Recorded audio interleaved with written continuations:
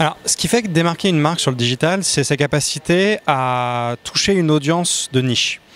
Parce que ce qui est important sur le digital, c'est que même si on a accès à l'intégralité des utilisateurs, pour qu'on soit crédible quand on se lance, il faut qu'on arrive déjà à se lancer autour d'une certaine communauté qui vous identifie, qui vous aime et qui va déjà vraiment se développer autour de vous. Ensuite, ce qui va être le deuxième facteur qui va être aussi important, ça va être sa capacité à développer des relais externes de légitimité.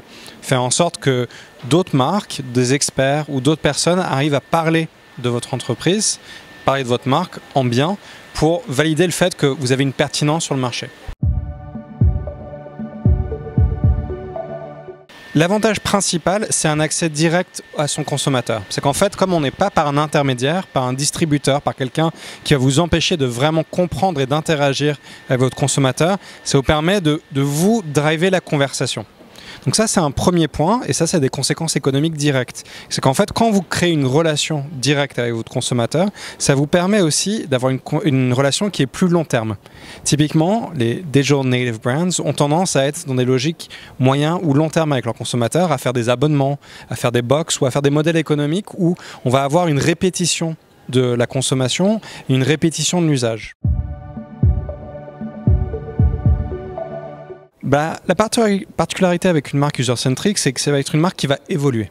Typiquement, comme vous allez vous attacher à une communauté, et puis vous attacher à une plus grosse communauté, et que cette communauté, ses besoins vont évoluer vis-à-vis de ses interactions avec votre produit ou votre service, vous avez vous aussi besoin de faire évoluer votre discours de marque.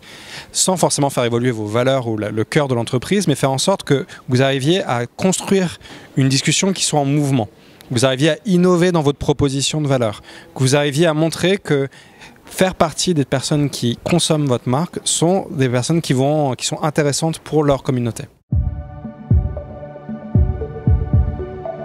Alors, en fait, la relation de proximité, ça va avec l'évolution, mais ça va avec la personnalisation. Alors ça, c'est un des traits, une caractéristique d'évolution, mais la personnalisation de la relation est très importante. Typiquement, en tonalité, les digital native brands, c'est des marques qui ont tendance à s'adresser très directement à leurs consommateurs, mais aussi à personnaliser leur discours, leur contenu, ou même la proposition de service.